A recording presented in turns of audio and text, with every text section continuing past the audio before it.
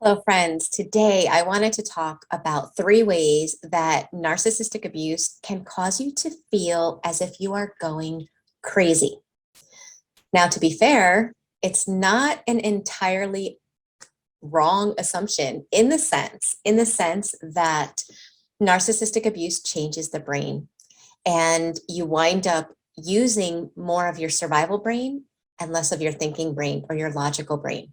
And as a result, you do lose executive functioning, but that's for another video. Okay, that's for a completely different topic video.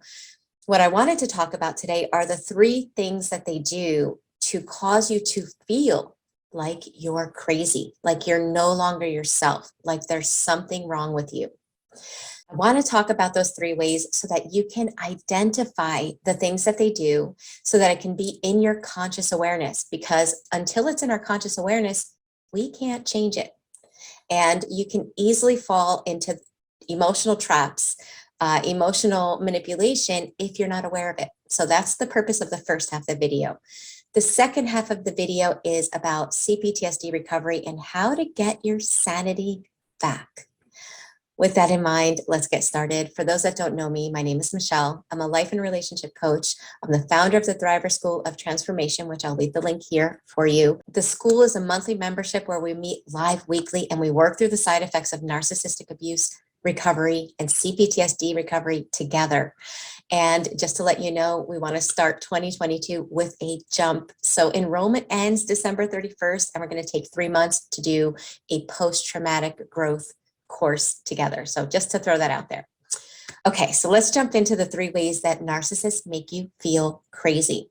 And I was there at a point in my life where I really thought there was something wrong with me. I really thought that I had lost it. And I wondered if I was ever going to feel normal ever again. So I tell you that so that you know that I know what it's like. I know what it feels like. Okay. So one of the ways that they're able to change you, change your perception of you, is through classical conditioning. They literally punish you when you act in the correct way, in a healthy way. When you're exercising healthy behaviors, they punish you, and they reward you when you are acting in ways that are more like you're acting like them. And this literally changes your personality. So for example, if you're wondering if this ever happened to you, okay, and you have narcissistic people in your life, and it could be a significant other, it could be a boss, it could be a friend, and it could even be a family member.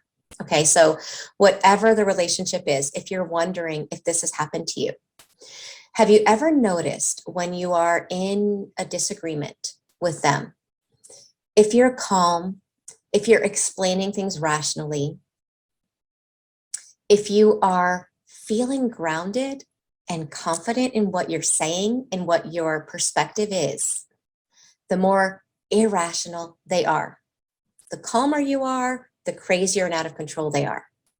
And the conversation just turns into what is known as word salad, right? You're starting to talk about one topic. You're very clear on that topic, but they're spinning the things in so many different directions that you feel dizzy just trying to follow along with them. Then the calmer you are, the worse they get. So if their confusion isn't working to throw you off balance, they will start accusing you of things that they do, which is crazy. You know, it makes no sense. So you know that. And so if you're not aware that they're doing this intentionally, you will start to try to prove your truth to them. The second you are trying to show them your truth with evidence and with proof, you've fallen down that slippery slope of getting sucked into their drama battle. So as you're trying to prove to them, they're getting worse, they're spinning out of control, and they don't stop until you just can't take it anymore.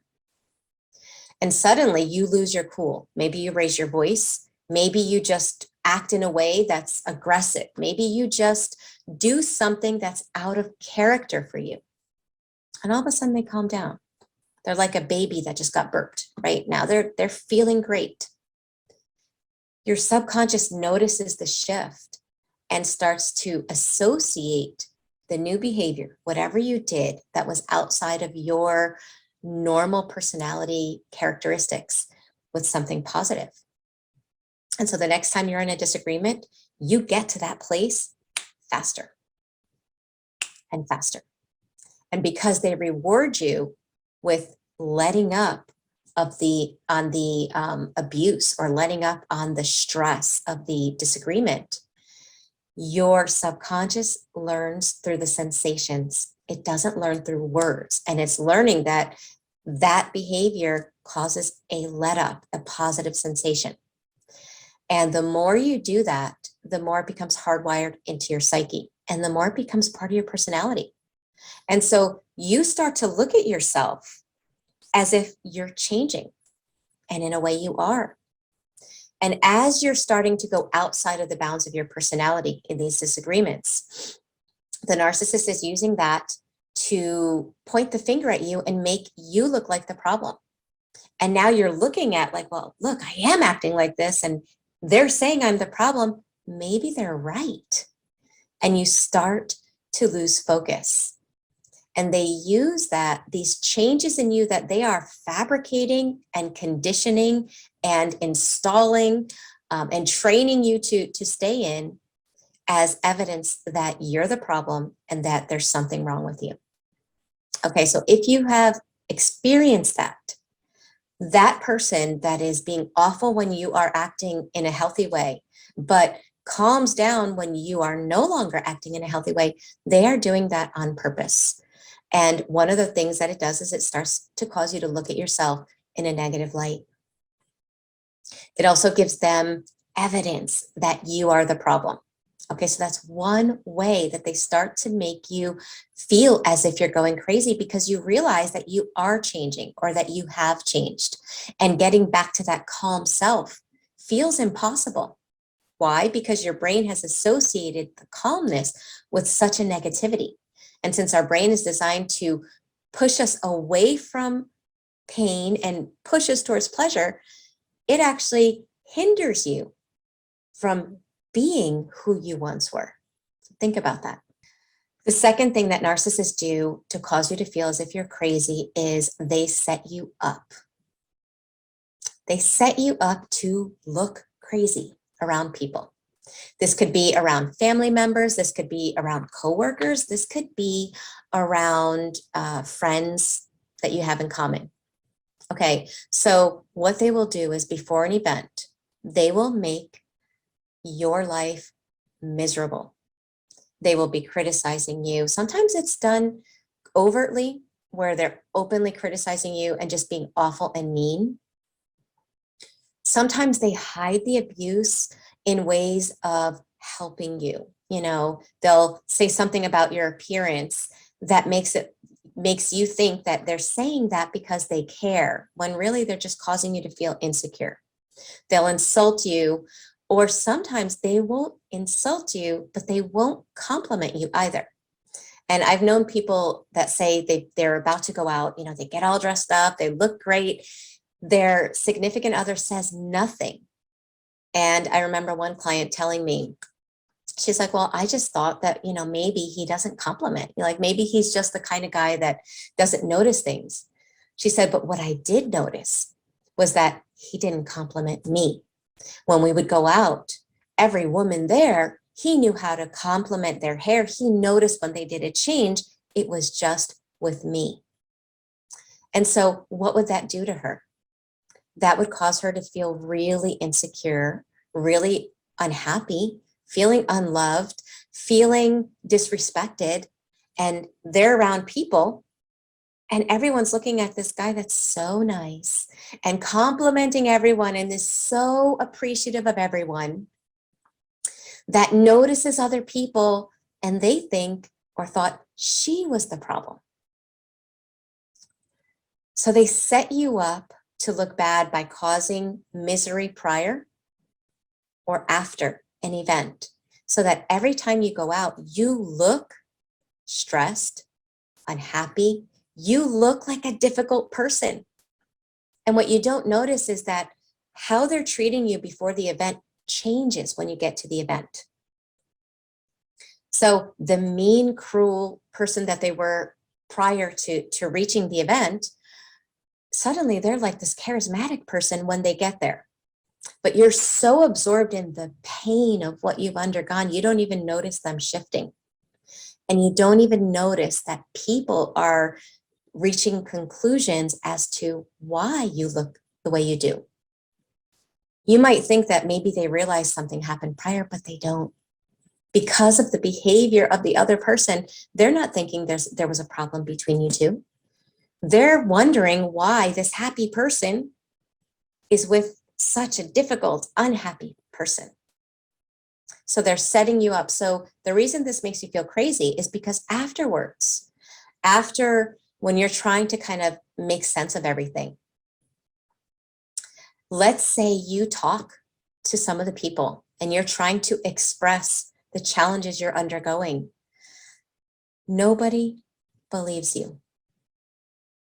They've set your life up to only be spending time with people that are like they're flying monkeys, people that have fallen into this narrative that they are creating. And so when you're trying to get your truth known, right? Maybe you were quiet for so long because you yourself didn't know what was going on, but now you're trying to get your truth known and no one believes you. It starts feeding that thought that what's wrong with me? Why am I the only one that sees this person this way?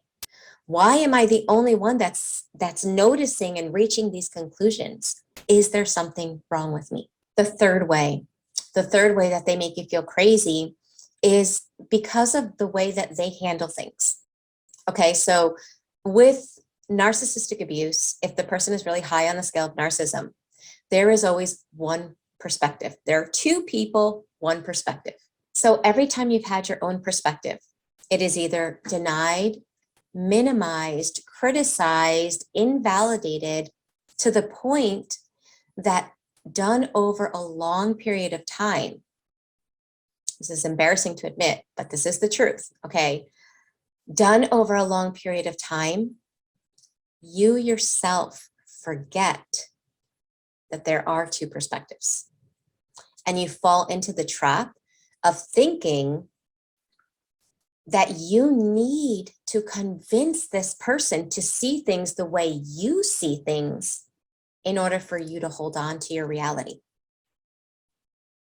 Think about that. This is such a subtle thing, and it's not done on a conscious level. It's not like you're thinking, I need this person to agree with me so that I can agree with me. You're not thinking that. It's just that for so long, your perspective was only validated if that person agreed with you, that your neural pathways to feeling like your perspective is valid is now intertwined with them agreeing with you. And if the person doesn't agree with you, then you have lost the ability. You have lost the ability to trust yourself. You have lost the ability to notice that there are two different perspectives, and you have lost the ability to allow that person to have their own perspective and to honor your perspective, even if it's different. That comes from long-term chronic abuse and manipulation from a narcissist that never let you have your perspective. So the reason when I say this, that you've lost the ability, it's not to make you feel bad. These are the things, the normal things that happen when you are living in abnormal situations. So it's not about feeling, upset with yourself. It's about acknowledging that these are the things that happen. So let's move on to the CPTSD recovery part. Because of those three situations, okay, there is a craving and a dissonance going on inside of you. The craving is to have your truth validated. Okay, so you have your truth that this person is doing a lot of damage and that the reason you're suffering emotionally is because of this person. That is your truth. And you deeply understand that and know that. There's a craving for that truth to be proven. And that comes from the fact that your truth has always been denied and invalidated. So you have, if this relationship has been going on for a long time, you have years of invalidated truth that needs to be accepted and proven. Here's the thing though. Here's the mistake that probably everyone makes in the beginning. And then as we learn, we start shifting, what we're doing and we come out of this mistake. But the first thing people do when they have this craving, the first thing they do is try to prove their truth to the toxic person or to people that are in their life at that moment. And it's understandable. It's an understandable action because there is nothing worse than having the people in your immediate life seeing things in a way that is so warped and so far from reality. So it's understandable. However, I call it a mistake because if you are trying to prove to a narcissist that you're not crazy and that it is actually them, that's like trying to prove to a blind person that they can see, but you're blind. Now, that sounds super far-fetched, but the truth is that trying to convince a narcissist to look at themselves and accept your reality and to negate their reality is asking the impossible. If that person is high on the scale of NPD, that is something they are not willing to do. And you can't force them. You can put all the evidence in front of them and they will deny, twist, gaslight, and spin you. And what does that do? It keeps you feeling crazy because you're thinking, why doesn't this person see truth? You're forgetting that this person is choosing to see their reality as reality, even if it's not. And it's not due to a lack of evidence. It's due to their way of handling their life and their way of handling their shame and their trauma, basically. It's the same thing with trying to prove to people in your life. Trying to prove to people in your life that have been fed a story for a long time, that have been set up to view you a certain way and the other person a certain way, is like giving a tremendous amount of energy to people that aren't going to get it. And the thing is, we tend to do these behaviors, this trying to prove, when we're not fully healed. And so there's like an emotional intensity of trying to prove it. And what that does, sadly, is it backfires and people just feed that belief, there's something wrong with you, making it even stronger in you. Okay. However, that craving needs to be resolved. Very much like if I'm hungry, right? And that hunger, I can go around convincing people that I'm hungry and they can believe me or not, but whether they believe me or not doesn't take away my hunger. If we could just use that logic with this desire to have your truth prove it. Okay, so for example, whether people believe you or not, honestly, we think that if we can convince others, then we'll be okay. And, it does suck. It does suck if people don't believe your truth. But the reality is, the person that has the most power to influence your emotions and your reality and your beliefs is you. So the craving of having somebody believe your truth can be resolved when you feed it. In other words, okay, you have to understand narcissistic abuse teaches you to go outside of self for your emotional support. So that doesn't go away just because you leave all toxic relationships. That tendency and habit to go outside of self for emotional support is still there. But if you can notice it, bring it into your conscious awareness. Oh, there's me trying to prove my truth. And if you can show up for yourself, you can emotionally support yourself by saying, you know what? I see my truth. I know what happened. And I'm so proud of myself that even though that happened, look where I'm at now. Look what I'm doing now. I know who I am. When you can shift into resourcing from within, then that craving to prove will be satisfied. Just like my hunger, if I feed myself, then that hunger is satisfied. Satisfy that craving by reminding yourself that you know your truth. And in the end, that really is more powerful than having someone else validate you. Okay, because if you have somebody else validate you, that doubt, that craving is still there. And then that person's gone and maybe they're not in your life right now, but you need to have it proven again. So you go to someone else and you tell your story all over again so that they can validate you, so that you can feel like, you can trust your reality. And it's always dependent on someone outside of self, which means you're always needing someone else to satisfy that. Whereas when you teach yourself to give it from within, you don't need anyone else to feel grounded with your truth. Okay, and the other part of coming to terms with this, and the other part of getting your sanity back, okay, once you've learned how to trust yourself and trust your reality and to validate your reality, the other part is about working through and rewiring you back to you. Now, this kind of sucks. And I know people will say, Michele, but why do I have to do so much work just to get back to me? It's not fair. True. Very, very true. But staying in the it's not fair and looking at it like that is just going to keep you stuck. The reality is that narcissistic abuse changes your neural pathways in your brain. It changes the parts of your brain that you're used to living in. Okay, you wind up living a large part of your life utilizing your amygdala as opposed to your prefrontal cortex. In other words, you live a large part of your life in your trauma responses, in your survival brain, and not in your logical brain. Well, that doesn't just snap back. Your brain doesn't just bounce back. Now it can, and why am I suddenly changing colors? Clouds are passing by in the background. It is what it is. Okay, anyway.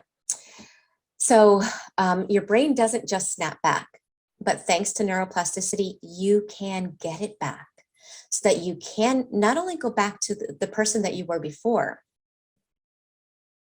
but with what you've learned and what you've gone through, you can experience what's known as post-traumatic growth, where you aren't just who you were before, but you are a better and more powerful version of you. Yes, it can happen. And if you're interested in learning how to do that, starting the 1st of January, we're going to kick off 2022 in the School of Transformation with a 3-month post-traumatic growth course that we're going to do online together. We're going to learn how to go from being stuck, which is what happens in narcissistic abuse. You can be out of it for days, years, decades, and still feel stuck.